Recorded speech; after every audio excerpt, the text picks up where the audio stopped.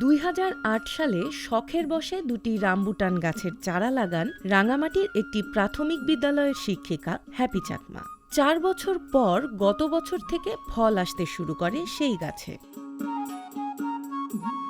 এবছর ফুলে নুয়ে পড়েছে গাছের ডালপালা। একটি গাছে ফল ধরেছে প্রায় 1 মণ, যার স্থানীয় বাজার মূল্য প্রায় 50,000 টাকা। ফলন আসার দ্বিতীয় বছরের মাথায় কোনো পরিচর্যা ছাড়াই এমন ফলনে অবাক হ্যাপি চাকমা। আমি গাছ লাগাইছি 2018 সালে, তারপরে ফলন ধরছে গত বছর 2023 সালে, আর এবছর বেশি করে ধরছে আর কি।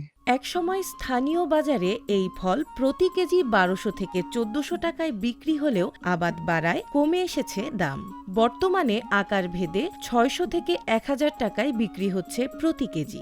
ফল ঝরে পড়া রোধ করা গেলে পাহাড়ে রামবুটানের ফলন আরও বাড়বে বলে আশা চাষিদের। রামবুটান আগে বাজারে তেমন পাওয়া যেত না, কিন্তু দামটা ছিল প্রচুর। আগে যেমন কেজি 1200 টাকা ছিল, এখন 600 টাকাতে নেমে আসছে। প্রায় অর্ধেক দামে আমরা কেজিতে কিনতে পাচ্ছি আর কি। কৃষি বিভাগ বলছে, জেলায় এ পর্যন্ত 3 হেক্টর জমিতে রামবুটানের বাগান করা হয়েছে। পাহাড়ের মাটি এই ফল চাষে উপযোগী হওয়ায় ভবিষ্যতে আবাদের ব্যাপক সম্ভাবনা রয়েছে। কয়েক বছর ধরে এখানে ভালোই চাষ হচ্ছে।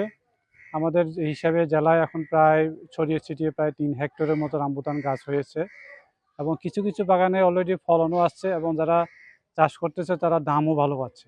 রাঙামাটিতে এবছর রামবুটান উৎপাদনের লক্ষ্যমাত্রা ধরা হয়েছে 15 মেট্রিক টন। রাঙামাটির বন্দুকভাঙা, বালুখালী, নানিয়াচর এলাকায় বাণিজ্যিকভাবে চাষ করা হচ্ছে রামবুটান।